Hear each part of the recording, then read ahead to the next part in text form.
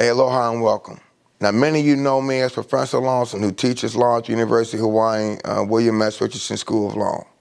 And some of y'all know me as Attorney Lawson, who used to practice criminal defense law and civil rights law in the city of Cincinnati for 18 years prior to moving here to Hawaii. But a lot of you don't know me as Kenneth Lawson, the alcoholic and drug addict in recovery. And that's who you're going to meet tonight. What I'm going to do is tell you what I was like, what happened, and what I'm like now, and how I went from having a thriving legal career, millions of dollars, high-profile attorney in the city of Cincinnati, and you know, had cases all over the United States that I did, and how I went from having everything to losing everything and going to prison, and how recovery has given me a new life that's second to none. And so, again, that's what I'm going to share with you. So here we go. My name is Ken. I'm an alcoholic and a drug addict in recovery. This is where you say, hi, Ken. So I was born in Ohio, Cincinnati, Ohio, 1963. April 19th, 1963 is my birthday. And I'm 57 years old. And so I was then placed into an orphanage. And I was there until I was adopted when I was 2 years old. And the orphanage was ran by Catholic Charities. So I was adopted into a family where everybody in the family, my sister, I have an older sister, two younger brothers, a mother and father, they're all biologically related. I'm the only one in the family that was adopted, and my skin is lighter than everybody else. And so no matter where I went, I just didn't feel like I fit in. And not because I was adopted. My mother and father told me from the time I was young that I was adopted.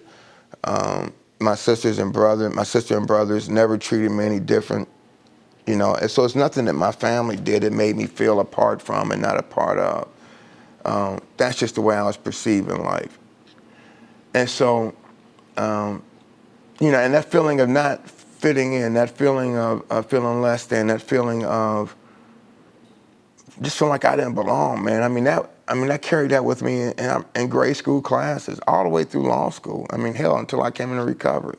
I was sitting in class in grade school thinking and looking around like, you know, all these kids in here seem to get what life is about, right? And for some reason, I feel like a big pretender, right? A big imposter. And I'm pretending that I know what's going on, but really I do feel apart from and not a part of.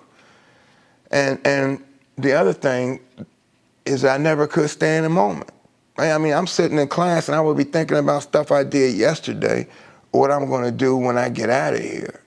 And the truth of the matter is, you know, I can't breathe not one breath of air into yesterday because it's gone. And I can't take a breath into tomorrow because it's not here yet. Which means the only time I can breathe is right now, which means the only time I can actually live is right now, which means the only time that I'm present should be right now. But I don't know how to stay here with you right here, right now. I don't know how to be present. I can't get me off of me. I can't get out of here.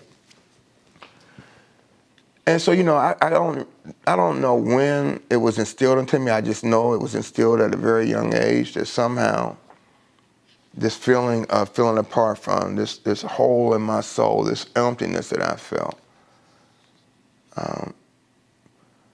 that the only way to fill it was to become somebody, to get a job, get an education, make a lot of money, marry the right woman, get a big house, fancy cars, a dog, and no cats because I hate cats. Don't you start emailing me, you cat lovers. But you know, and have that perfect American dream. And if I can get all these things and get a lot of money and get some power and some prestige, then I can be happy.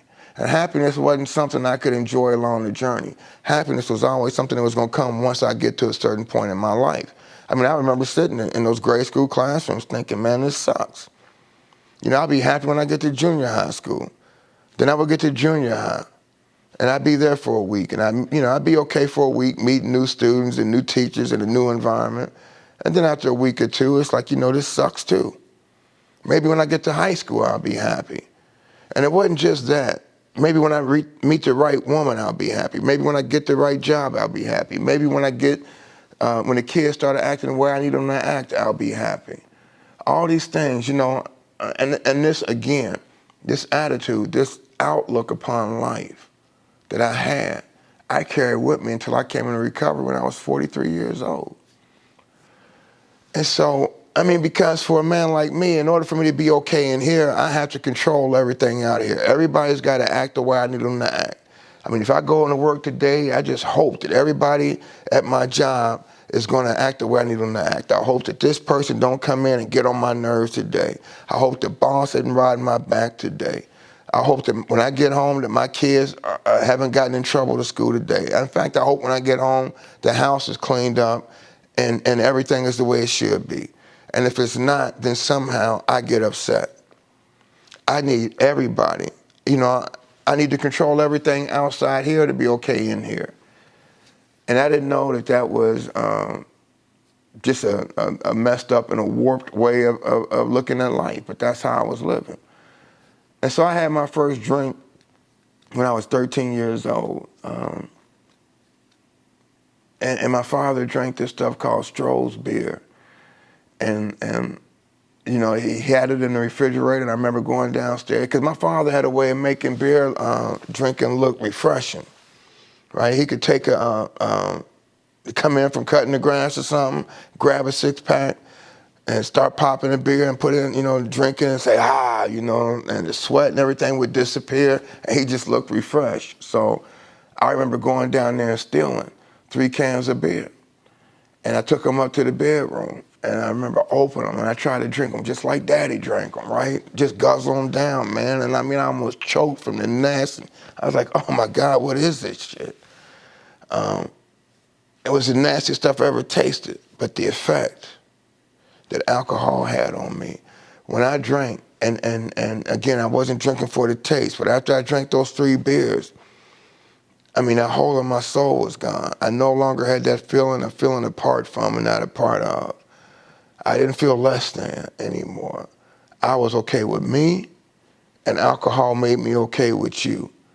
Alcohol kept me in the moment, right? It filled that hole in my soul. And, you know, I played football in high school, and I think football kind of starved off my active alcoholism. Because I always drank for the effect. I never drank for the taste. And to me, I never could, to this day, I don't understand. I haven't had a drink or a drug in over 13 years. But I still cannot understand how somebody can drink a half a can of beer and let the rest of it sit, right? I mean, if you asked me, when I was drinking, if you would have told me, Kenny, I got 1 beer left in the fridge and it's yours, you can have it, I would not drink it, right? Because it ain't enough. And I know that once I start drinking, I'm gonna be going out to the store to go get some more. So I'd rather just tell you no, because 1 beer is not gonna do it. I'm not gonna drink for the taste, I'm gonna drink for the effect.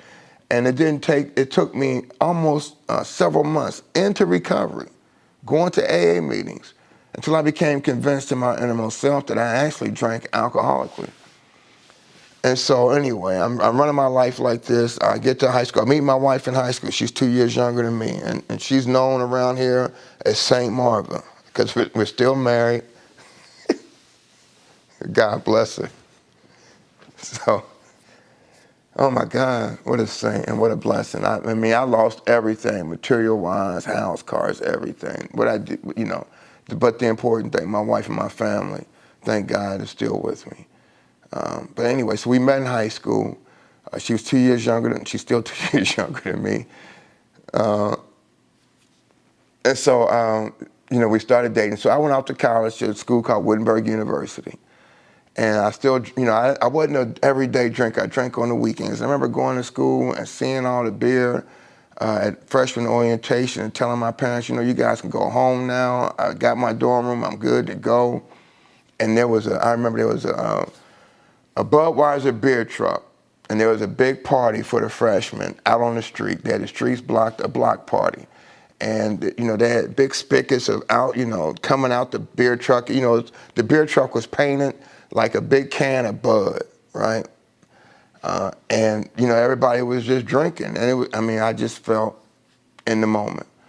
I ended up getting thrown out of college after 2 years for fighting and drinking. And they say that alcohol, some people tell you, no, it doesn't matter. Alcohol is alcohol. Hey, but for me, Man, there was certain alcohol that just made me mean, right? If I drank beer, I'm the life of the party, right? If I drank Boone's Farm or Thunderbird, I'm okay. But man, you give me Mad Dog 2020 and we're going to fight before the night's over. It's just something about that stuff, man. And so, me and my roommate Stefan got into a fight. We got kicked out of college. I came home and I drank a whole lot, worked as a lifeguard, rode a motorcycle, almost 90% of the time drunk. That's the first time I thought I was an alcoholic. A few months after that, I was accepted back into college on probation. And I stopped drinking right when I got that letter of acceptance that I was able to come back in. The next day, bang, I didn't crave anything. And all those thoughts about me being an alcoholic left. It's like, I must not be an alcoholic. There was no problem in me stopping drinking. And that thought never came back to me until I was in recovery. So I go back to college. Marva's finishing her last year, her senior year in high school. During that year, she became pregnant with our oldest son. After she had our son, and after she graduated, she had our son, and then we ended up getting married the following year. We both went to college together with our son. I worked full-time, went to college full-time, and then off to law school. And I'm still trying to achieve that American dream. And I remember getting to law school thinking, man, I can't wait to get a law degree and practice criminal law, because that's what I wanted to do. And everybody kept saying, criminal defense lawyers, Lawson, they don't make a lot of money. And if you want to make money being a lawyer, you need to do corporate law. And my thought was, well, I really don't want to do corporate law, but if I get a job making a ton of money doing corporate law, then I'll be happy. And there's nothing wrong with having a lot of money. That's not what I'm saying, so please don't get me wrong. There are a lot of people that have a lot of money, millions, and don't end up doing the stuff that I did. My problem was I thought that if I got the money, if I got the prestige, if I got the power, if I became a lawyer and you saw that I was a lawyer, then you would know I'm somebody. And once you say, hey, he's somebody, then I would feel better about myself. In other words, I need your approval in order to feel good about me. I mean, my self-esteem was so low. I remember sitting in law school classes just hoping, God, I hope the professor don't call on me. Please don't call on me, because when you call on me and I give you the wrong answer, everybody's going to know what I already know. I don't belong here. I don't belong. I had no idea how I got in here, right? And I'm just feeling a less than. And so, and that carried over. And my whole thought was, in order for me to feel better about me, I need your approval. I need you to like me. And so anyway, I studied my ass off, and I got a job at the largest law firm at that time in the city of Cincinnati, Taft, Stennis and Hollister. And the history goes back to President Taft. And I walked in there for my interview. I remember seeing all the Harvard law degrees and the Yale law degrees, University of Chicago, right? Prestigious law institutions. And here I am, with my University of Cincinnati law degree, feeling again less than. And UC is an excellent law school. I mean, but it had nothing to do with UC being an excellent law school. It had something to do with my self-esteem. And so I started working there. And after 4 years, I had the house. I had the cars. We had 2 kids, one on the way. Marva's still in school.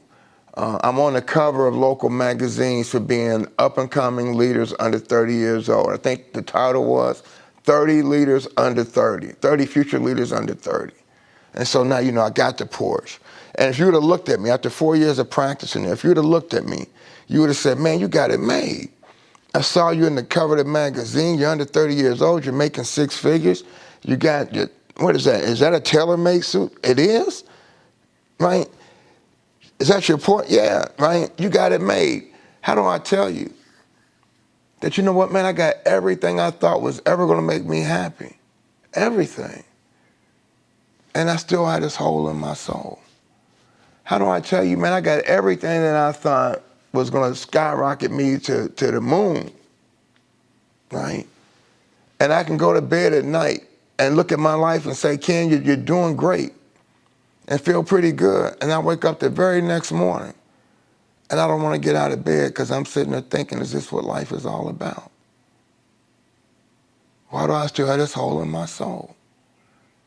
See, when you tell me on the streets of Cincinnati, and you see me in that tailor-made suit, and you see the portion of that, and you say, I don't tell you these things, that I go to bed at night thinking my life's okay, wake up in the morning, nothing's happened in between, and I'm depressed.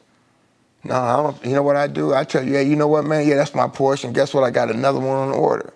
And we're looking to buy a house in the Hamptons. You know what I mean? I don't tell you these things because, see, if I tell you how I really feel, you're not going to like me. If I tell you, so I'm walking around feeling like I'm an imposter. I'm presenting to you who I think you want to see in order to be liked. And at the same time, I'm thinking, man, if you knew what was going on in my head, if you really knew that I'm actually afraid, if you really knew that a lot of times I'm scared, if you knew that I really don't feel good about me, you're not going to like me. And so I don't want you not to like me. So I'm going to pretend to be somebody who I think will get you approval. And like I said, looking back on it now, it's a sick way of living, but that's just how I was running my life. And so I remember when I was in my first year at Taft, my mother and father had always told me, look, if you ever want to find your biological mother, we'll support that. If you want to find your biological parents, we'll support that. But my mother would always tell me, we want to wait until you should wait till you graduate from law school. And so my first year at Taft, I thought that if I found my mother, if I just, maybe this hole in my soul is because I don't know where I come from. And if I just found out where is my roots?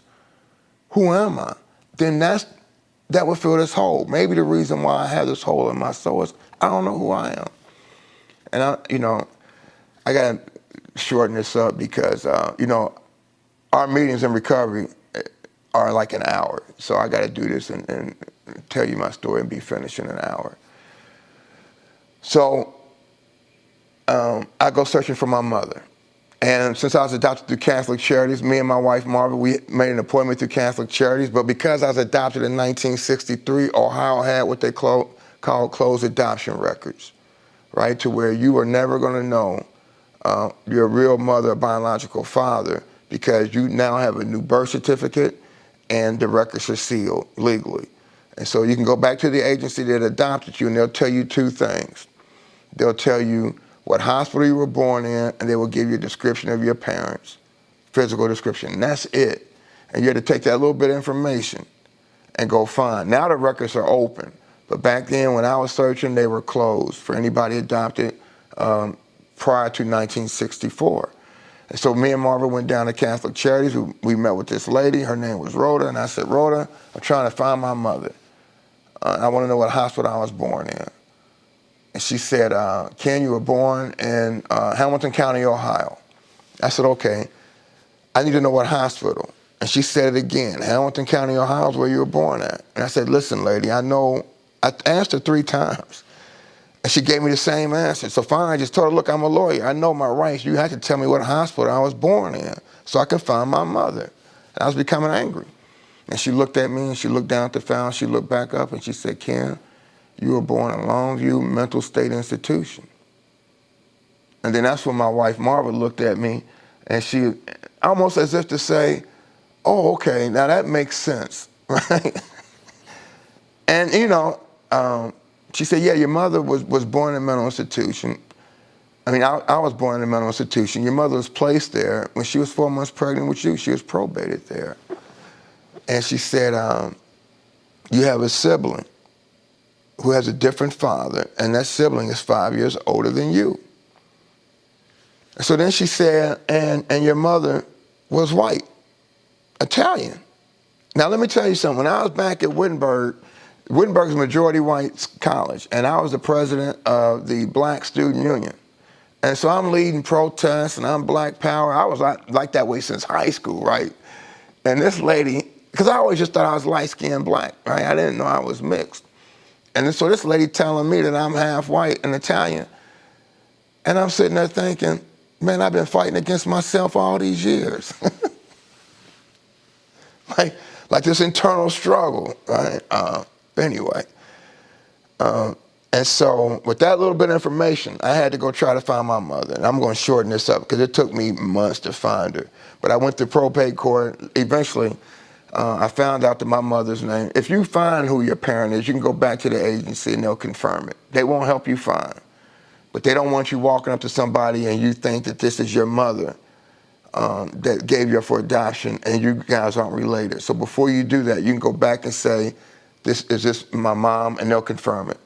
So when I finally found my mother, her name is Stella Angelo, I went back and I wrote it, confirmed it, and I found my Italian side of the family. My mother was living 2 blocks from me in a halfway house for mentally ill people called Tender Mercies. That all the time.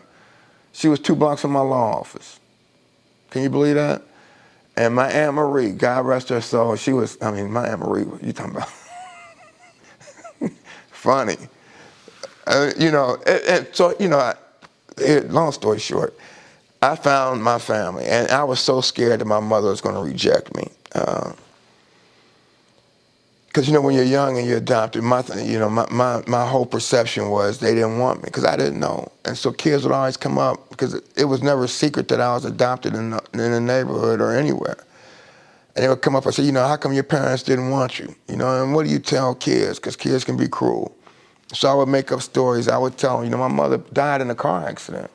And my father was killed in the Vietnam War. And these good people here, they took me in. And those lies I actually believed, right? I actually started convincing myself that these nice people just felt sorry for me and took me in. Not that they loved me. And so when I met my mother at Hardy's restaurant, and she found out that I was her son, she just screamed out, Tony. And that's when I knew, my mother loved me enough. She named me. She didn't want to give me away. Anyway, my mother passed away of cancer a few years later. And when I went back and looked at her probate records, where she had been put into the mental institution, back then in the mental hospital in the 60s, and even it was just brutal. She would escape, they would catch her, they would give her shock treatment. She would escape, they would catch her, they would give her shock treatment. This went on for years. And so when my mother was diagnosed with cancer that was treatable, she made a conscious decision that she was just going to die. She was so afraid that she went back to the hospital that they were never going to let her go. And my mother passed away on April 15th, 1993. And I was with my mom at hospice when she went from this world to the next. And I remember holding her hand.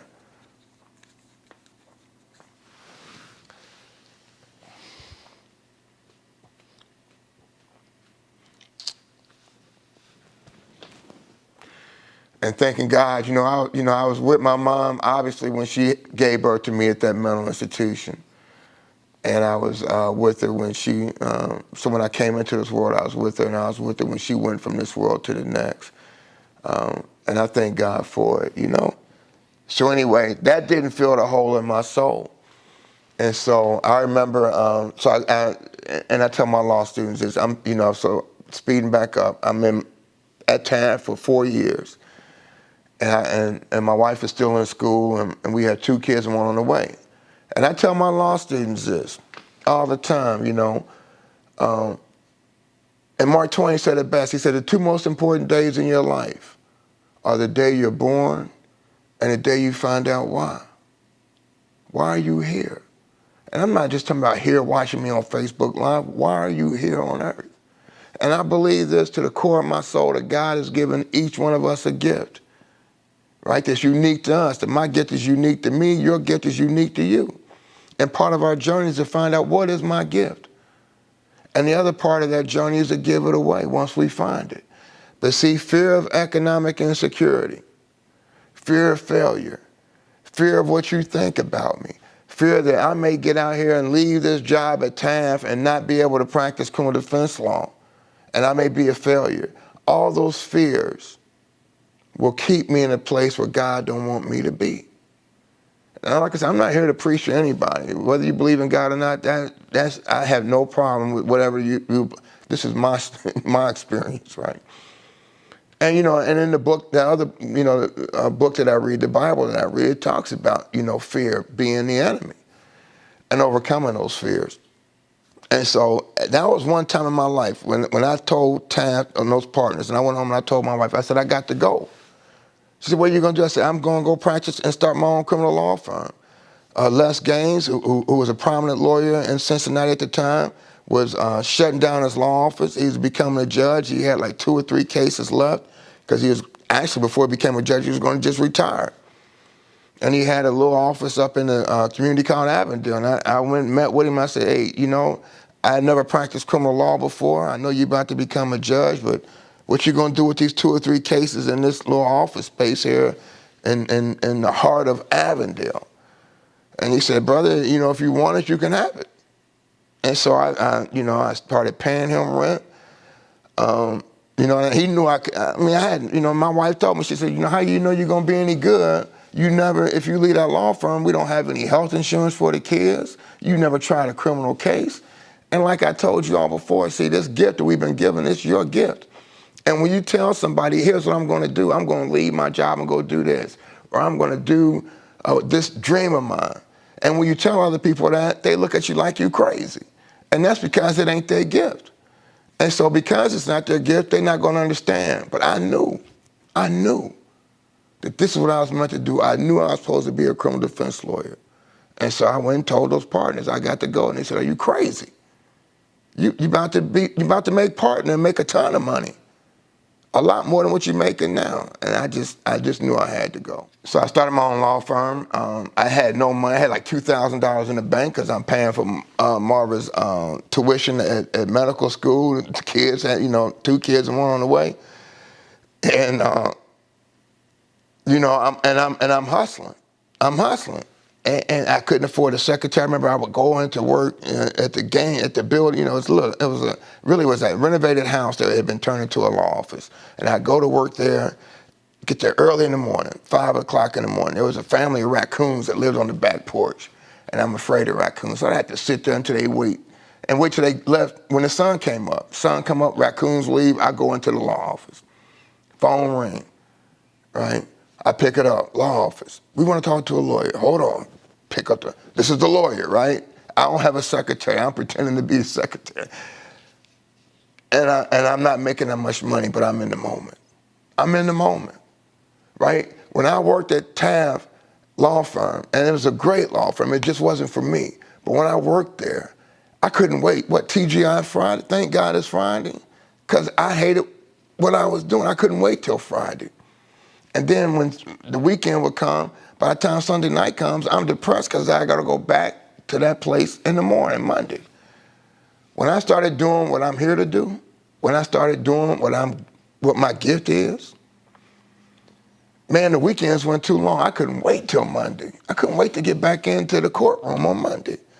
And so time started flying. I did a case that went on court TV. And next thing you know, my practice started picking up. I started winning. And Deion Sanders was playing for the Cincinnati Reds, and he was playing for the Dallas Cowboys, and he got arrested coming out the Reds Stadium and charged with 5 different criminal charges. And his agent and Box Miller called me and they said, hey, Deion wants you to represent him. And so I'm sitting there thinking, man, if I represent Deion Sanders, and if I win his case, then that's just going to fill this hole in my soul. Right? I'll be on ESPN, I'll be all over the news, my practice will be thriving. And so we went to trial, all in front of a jury, all 5 charges, not guilty, not guilty, not guilty, right? We're all over the cover. We were on the front page of all the newspapers throughout the country back then. And a lot of, my students don't know who Deion is. But back then in the day when he was playing both sports, hey, he was like as popular as LeBron James is now. And so we go back to his penthouse, and that, after the verdict, and he has a game at the stadium that night with the Pittsburgh Pirates. And so we sit there for about an hour. He goes off to the stadium. My office is now downtown Cincinnati. I walk back to my office, sunny day, and I'm watching my feet hit the pavement, right? And I'm thinking, why in the hell is this hole still in my soul? I thought I was going to be happy after I won this case. And that's the way my life was running. And to me, it doesn't look like it's a spiritual malady. To me, it doesn't look like it's a God-sized hole. You know what it looks like to a man like me? That I don't have enough stuff. I ain't making enough money, right?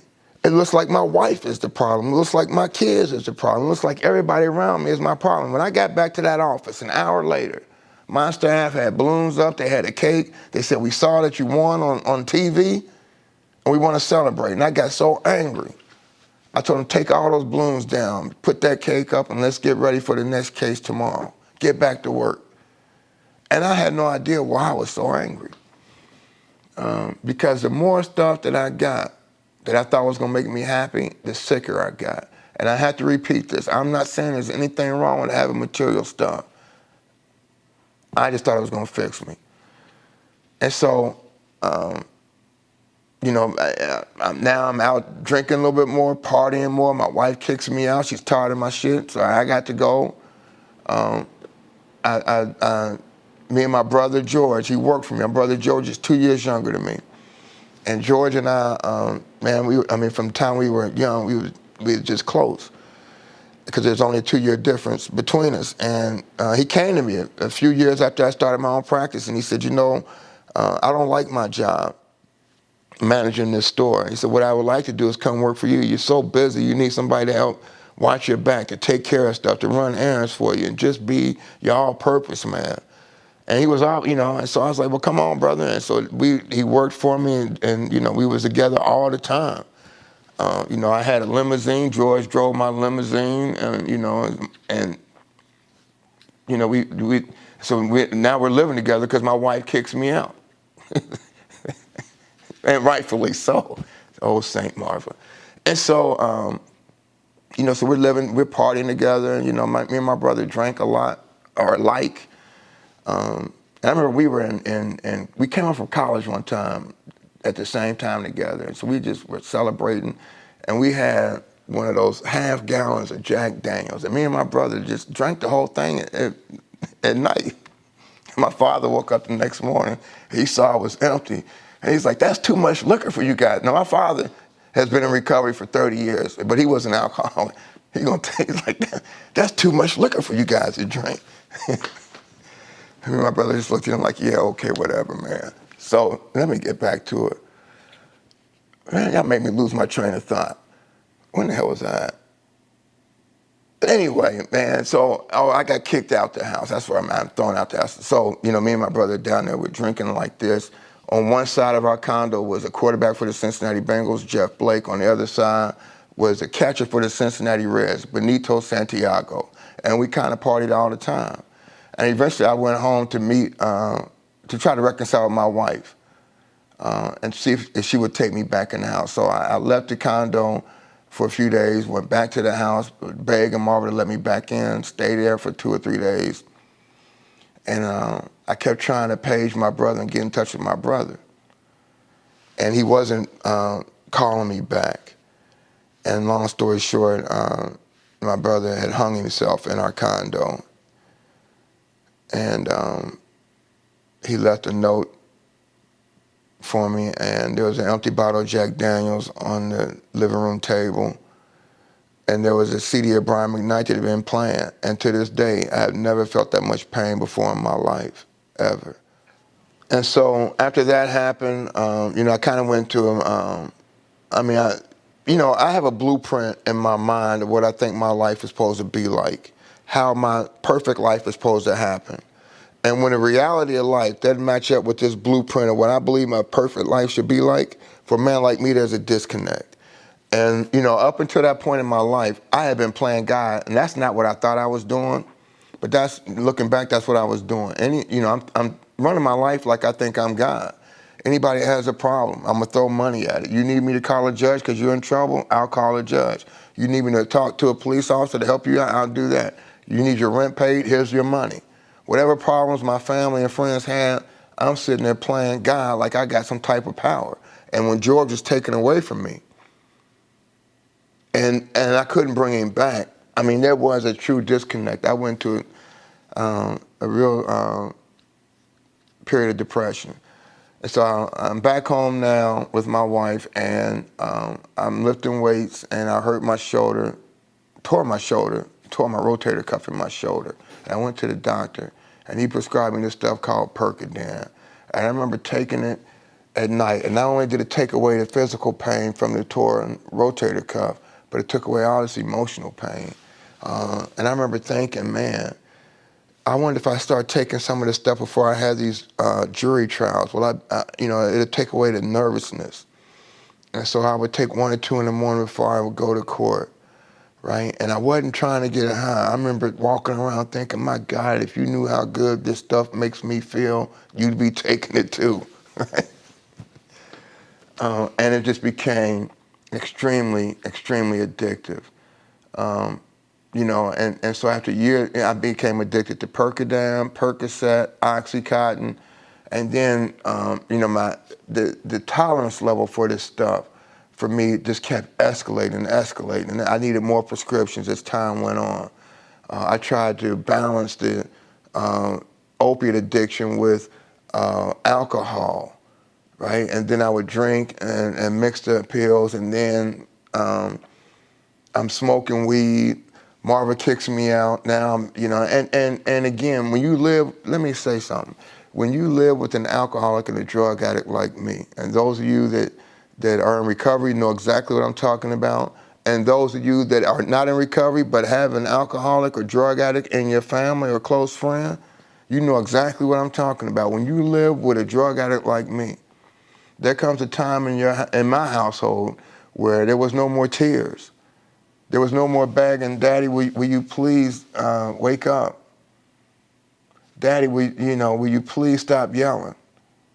There was no more cries from tears from my wife. Will you stop using? Will you stop drinking? What's wrong with you? I swear to God, man, there came a time in my house where my family, they just had what I call just shark eyes, just dead eyes. I'd walk in the house and I was dead to them. And this is what we do to people. We being alcoholics and drug addicts in recovery. We make the people around us sick. I mean sick. And when I'm doing that, my whole thought is, I ain't bothering you. Leave me alone. I'm in the basement doing my thing. I'm in the closet snorting my cocaine. I ain't bothering you. Right? Just leave me alone. And this is right? And so I'm going through here doing that. But it came that time, man, my family was like, I was dead to them. And it wasn't until everybody left me alone. And I couldn't blame them for me and after Marva kicks me out that final time. And I can't point to her as my problem. I can't point to the kids. If y'all just straighten out, maybe I can stop and get my life right. If you just behave, I'm just doing this because you're getting them. See, I can't blame nobody else. At that point, now I'm by myself and I'm still miserable. And it's becoming clearer to me, I'm my problem. And so years go on, right? And my last 2 years of using, man, my habit was $1,000 a day. $1,000 a day. And so finally, I'm getting prescriptions illegally in other people's names. I'm taking money from the client's trust account. It's their money. And I'm using that to buy dope. I'm lying to judges. I'm lying to anybody I've become so manipulative because either I'm going to tell you a sob story to get you to feel sorry for me. Your Honor, I can't come to court today. Not because I'm sitting here using and I got to go find more dope, but because I have a deadly disease. Whatever I got to tell you, take your time. See, I'm going to tell you a story that's going to make you feel sorry for me so I can go back and continue to use.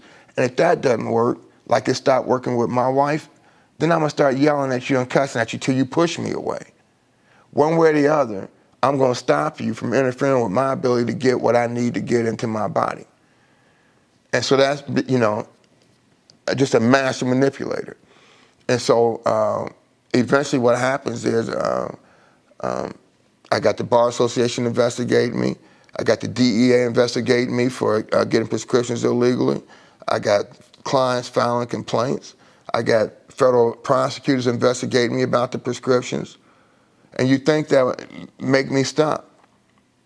And I couldn't quit. I remember walking in the pharmacies with names of other people on fraudulent prescriptions to get Oxycontin, hoping that the DEA would be there to arrest me because I couldn't quit. And it's counterintuitive for us addicts and alcoholics because I'm taught you can never say that you can't do anything. You can overcome. And so I'm fighting it instead of surrendering. I'm thinking that Monday I'm going to have enough willpower to say I'm overcome this. It has nothing to do with willpower. And so finally, everything came crashing down. House in foreclosure, all this stuff came crashing down. I knew I'm about to get indicted, and so I go to treatment. I had enough pain. See, what alcohol and drugs does to a man like me, you talking to me don't get my attention. You telling me, you have a lot of talent. Why don't you straighten up? How are you going to throw away your whole legal career? I remember my wife told me, she said, Kenny, you were born in a mental institution. You've achieved all these great things in your life. Why can't you quit? And she would look at me with a look.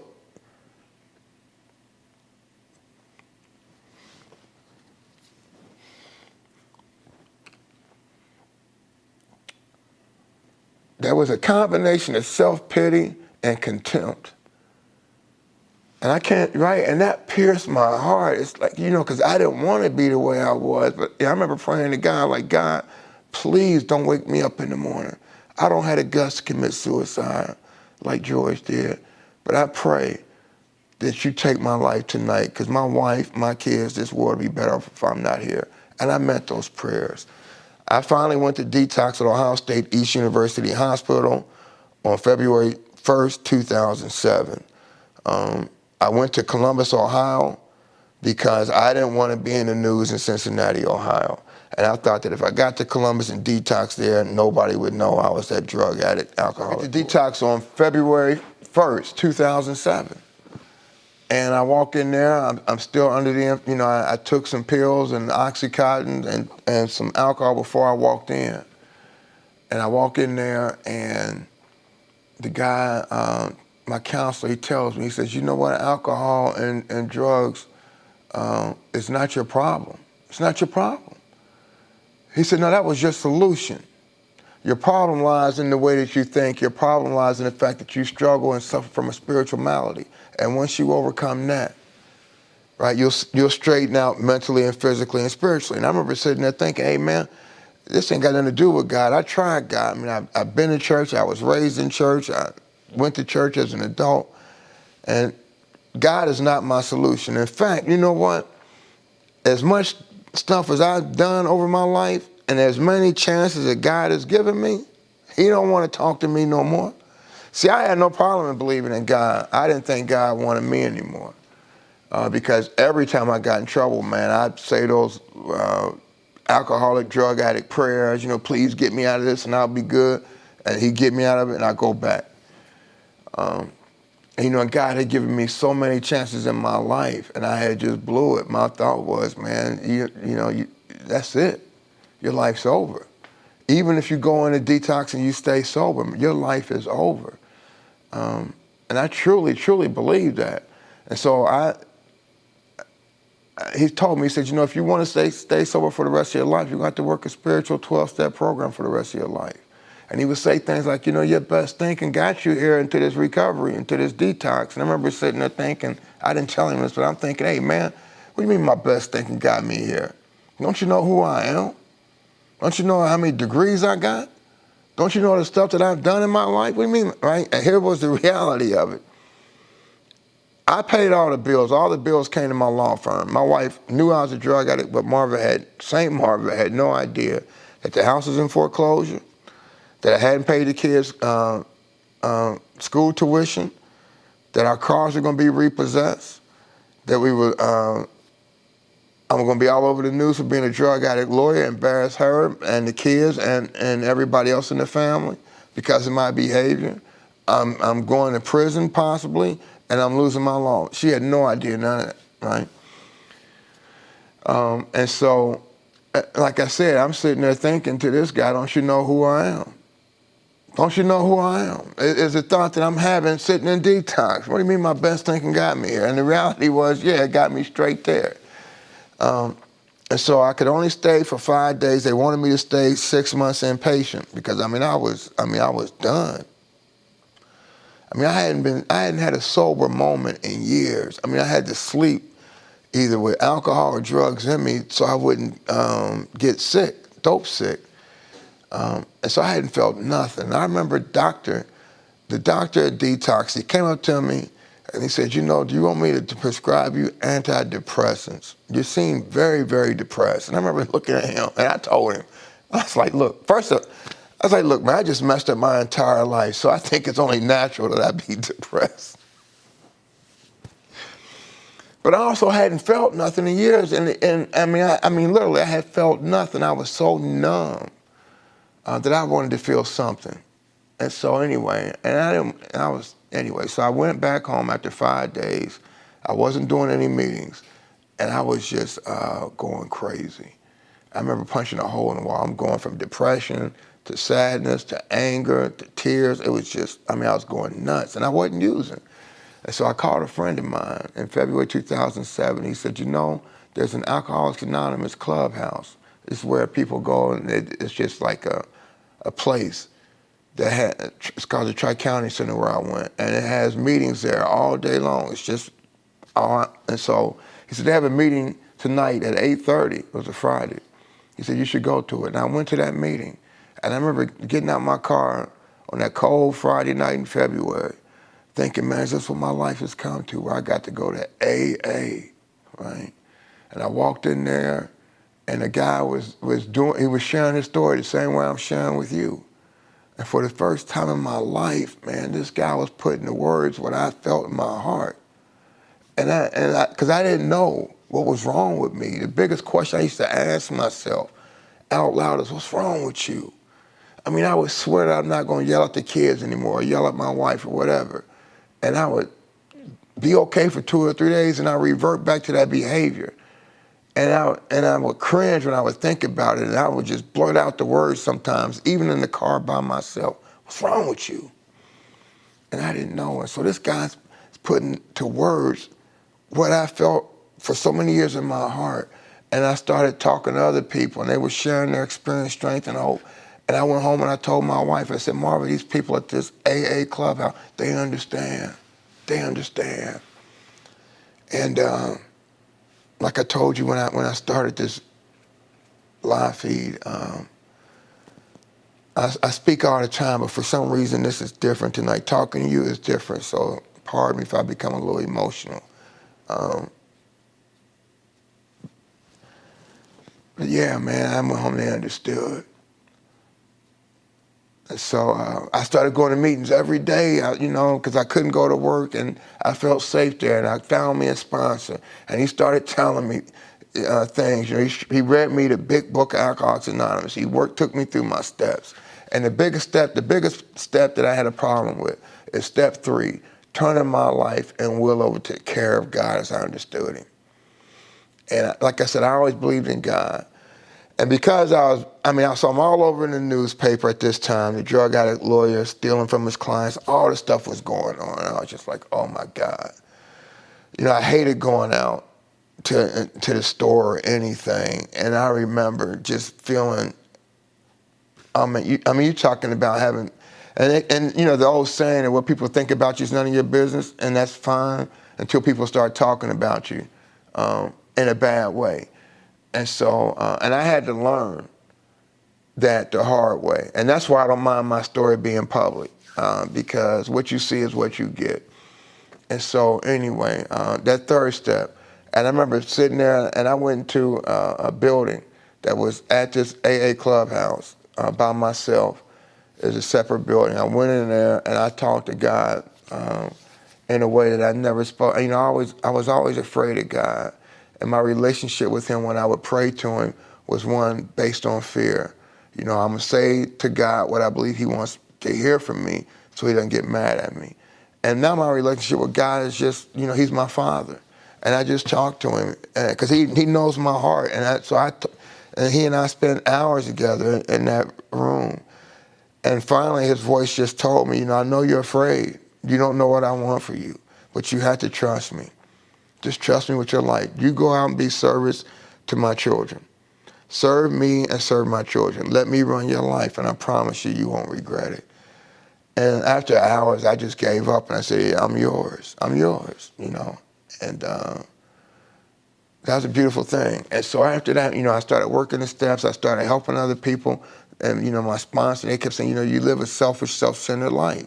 You've been doing that for years. Now why don't you try giving without expecting nothing in return, letting God run your life. Make your amends. Those people that you harmed, make it right, right? Pay back the clients that you stole their money from. Pay back the people that you owe it to IRS. If you committed crimes, be willing to pay for those too, right? Admit your faults. And the other thing that gave me freedom was my bar hearing on my law license was supposed to be in Columbus, Ohio, which is like an hour and a half from Cincinnati. And my lawyer called me a few days before the hearing and said, they're going to move it from Columbus to your hometown of Cincinnati because they want to air this on the news. And I remember praying to God that when I went to this hearing in front of that news camera, much like the camera I'm talking to now, under oath, that I would tell the truth no matter how hard it was, of all the things that I stole, all the lies that I told judges, all the bad things that I did. Give me the strength, Lord, to honestly answer these questions without making any excuses. Well, yeah, I was addicted to drugs, and this is just, I stole the money. I did this, I lied, and leave it at that, without trying to sugarcoat it. And that was my prayer that morning. And I went down to that hearing, and I was on the witness stand for 4 hours with that camera, my mother and family, and Reverend Lynch, and all, they were all in that audience. And I remember, man, it was just a humbling experience. And I wasn't expecting this, but when I walked out on the street of downtown Cincinnati after doing that, and it was all public, I felt a sense of freedom like you wouldn't believe. I mean, it was almost like, you know, there's no more secrets. What you see is what you get. That I'm a human being and I'm flawed. For so many years, I lived a double life. The man who I want you all to see, this badass lawyer out there, but there's also this life of just being a person that's really just scared. And I had lived this double life for so long. And now it was just almost like it, right? I became to accept who I am. And I think that's all that God really wants from us, is to be okay with who he made, how he made us. I mean, think all of us are unique. God isn't like Henry Ford, who made all these Model Ts on the assembly line. All of us are unique. And what God wants to know from each of us is, did you reach your potential? Did you become the person that I made? And it's so well done. Right? And so when I walked out there that morning, it's like everybody knew I was a drug, right? Because that's not who I was that day. That's what I did in the past. Who I was that day was a sober member of Alcoholics Anonymous who was working the steps and doing what I had to do to develop a spiritual relationship with God, right? Which is so totally different. And so it was like, what you see is what you get. So when I get here to Hawaii, I have no problem in telling anybody my story. You go to the website on the law schools, you go to my profile on the law school's website, you see it right there, right? And that's the sense of freedom that I have that allows me to come on Facebook Live and share my story. And even though it's hard to do, I mean, I don't like telling you all the bad stuff that I've done. It is who I am. So anyway, let's get back to it because I got to hurry up and get this finished. And so I started working the steps and you know, we lost a house, everything. We're living back in my mama's house in my high school bedroom. I'm sleeping on my floor. My kids are in the high school bed that I used to sleep in. And Marva comes in one day. We had to put all of our furniture in storage. She comes into my mother's house one day, and she says, you know what? I may have found a position in Hawaii that will take me as an, I guess what had happened was Marva had gotten a scholarship from the government. If she went to medical school, they would pay her way if she served 2 years in an underserved area. And she told me that there was a place in Hawaii that qualified as an underserved area. And because she was only working 1 day a week, you know, she could come here and get a full-time job and start, you know, carrying the load because my license was suspended. So we went to the storage. We took out a lot of our old furniture from storage. We sold it to get her a plane ticket to come to Hawaii to interview. And she interviewed at a place called Hawaii.com. And we'd never been to Hawaii, so we didn't really think there was an underserved area here. And she got the job. And what happened after that was she found a house for us to stay in. The kids came over and moved here. I would come over and visit because I had a criminal case pending in federal court in Cincinnati for getting my prescriptions illegally.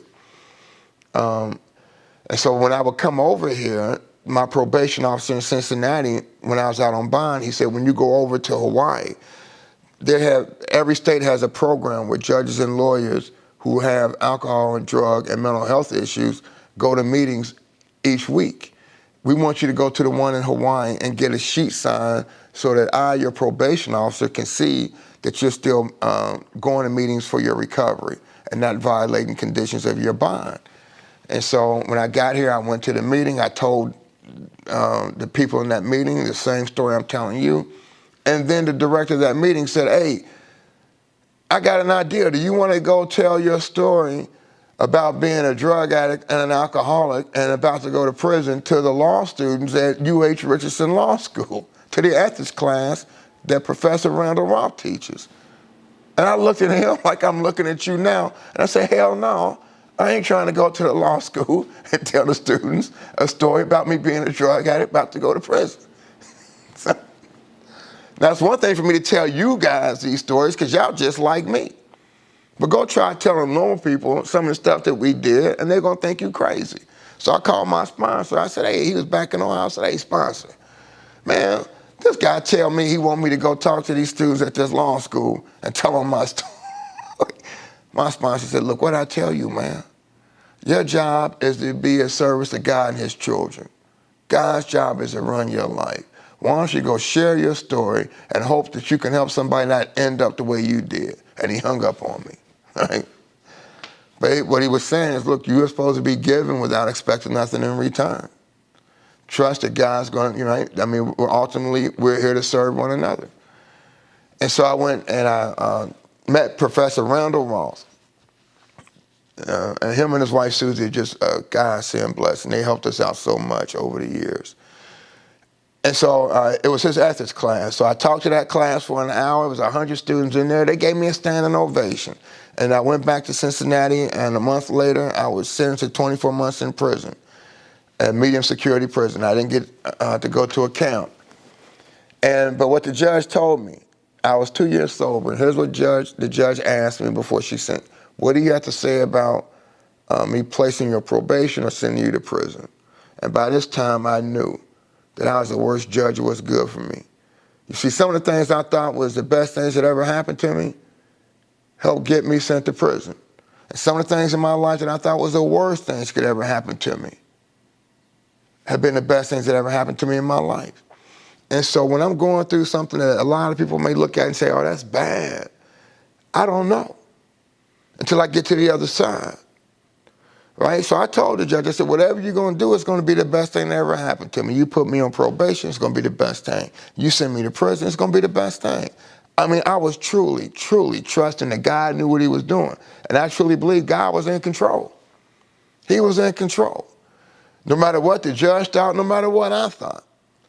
You see, if it's God's will for me to go to prison, or if it's God's will for me to be a millionaire, right, there's nothing I can do to mess it up. If that's his will. If it's not his will for me to do something or to get something, then I can't be good enough to make it happen. And so, I mean, I was truly trusting God. And that didn't come overnight. That came through 2 years and still continues to the day of my faith being built slowly and slowly over time. And so she said, hey, okay, well, 24 months in prison. And I remember my first night in prison. I woke up the next morning, my cellmate said, hey, look here, man, you know, I'm serving 20 years. I've been here for 10. I've never seen anybody come in here on their first night of prison and go right to sleep like you did, right? But I knew, and I couldn't explain it to him, but I was like, man, I know I'm supposed to be here, right? And I was okay with that. So after I got out, they sent me to a halfway house in Kalihi, T.J. Mahoney's. And they said to me, they said, look, Lawson, we got good news and bad news now that you're out of prison. The good news is you out of prison. The bad news is if you don't get a job in 30 days, you're going back. And the law school found out that I was out. And they said, hey, look here, man. Randall Roth, he said, I'm still teaching ethics. Do you want to come to the law school and talk to my class this year? And I said, yes, I do. And by this time, I'm giving without expecting nothing in return. And my prayer every morning, and this is how I stay in the moment, is to hit my knees and ask God to put anybody in front of me or somebody in front of me that he wants me to be of service to. And so when I say that prayer in the morning, when I go throughout my day and somebody comes and asks me for help, I'm paying attention. I'm in the moment. What is it that you want? What can I do? Because I want to know, are you the one that God is sending for me to help? And that helps me stay in the moment throughout the day. And so when Professor Roth asked, yeah, I'll come up there and talk, to give without expecting nothing in return. And lo and behold, I came up here and spoke, and that's how I ended up getting my job. Professor Roth hired me as a clerk, and then Professor Hinch, who happened to hear my story, taught criminal law here, and she ran the Hawaii Innocence Project. That's where anybody convicted of a crime in Hawaii that's serving a prison sentence that's actually innocent, we use DNA to help prove that they're innocent. And so she came down, she said, she saw me, she said, look, I know, I heard your story. You used to be a great criminal defense lawyer. Now, I started this Hawaii Innocence Project, and I never practiced criminal law myself. And I know you're probably not going to want to take this. I have a grant that allows me to pay, $10 or $12 an hour to a clerk. And you'd be perfect for the job, but I know you may not want it. And I'm sitting there thinking, lady, you have no idea that if I don't get a job, I'll go back to prison. I didn't, right? And that's how I started. And so by giving without expecting nothing in return, my life really, and putting God in charge of my life, it started changing. And so after doing that for a couple of years, then the law school said, you know what, we need some help teaching criminal law and other classes. And so I got hired to do that. And then in 2015, Professor Hinch retired. And I was asked to apply for the position, a tenure track position, to run the Hawaii Innocence Project and to teach here at the law school.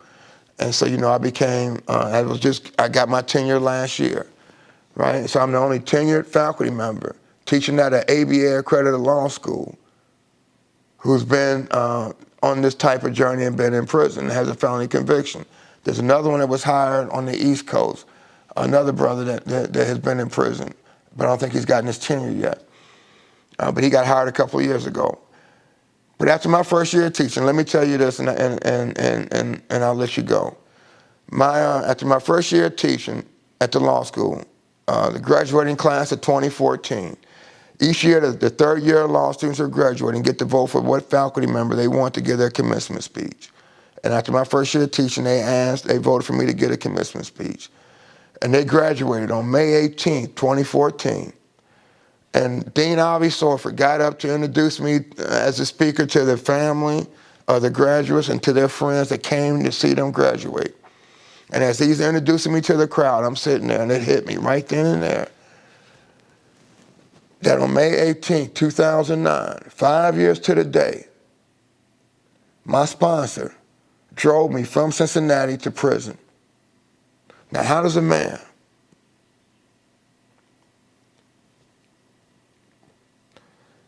go from 5 years to the day, from being driven to prison to standing in front of a crowd in a cap and gown, giving a commencement speech to a law school graduating class in Hawaii? Every day that I woke up in that prison, my view from my window was of a prison compound. I got paid 13 cents an hour to pick up trash on that compound every day. How do I go from that to standing in front of this crowd to where my view from my office now is of Diamond Head in 5 years? Now, I know some of y'all don't believe in God and spirituality, but I'm telling you, this is my story, right? That's God. And the helping hand of recovery. And so to those of you that are trying to get sober, to those of you that's newly sober, to those that's been sober, don't leave before the miracle happens. Because I'm here when I came in, I heard stories just like mine. I remember thinking, man, I believe it happened to you, but it ain't going to happen to a man like you. Don't know what I did. you don't know how far down I've fallen. And in the ninth step, you know, the 12 steps, and the ninth step promises, it says you will get to a point where you won't regret your past, nor will you wish to shut the door on it. You will see how our experience can be used to help others, right? And so I don't, you know, yeah, I had to make amends for all the wrongs that I've done, but I don't regret my past when I can use it to share and help others. And so I'll say this and I'm out. You know, I've been a blessed man. I have a lot less now than what I ever had material-wise. But I'm happier now than I could ever be, right? Doing what I love doing, which is teaching law students and helping others. And the Dalai Lama said it best. When somebody asked him, you know, what's our primary purpose for being here on life? He said, our primary purpose for being here on earth is to be of help to one another. It's to be of help to one another. And then he said, and guess what? If you can't help, just don't hurt. So thanks for letting me share with you. Again, you know, I enjoy doing this. I hope it helps somebody. Godspeed, and take care of each other.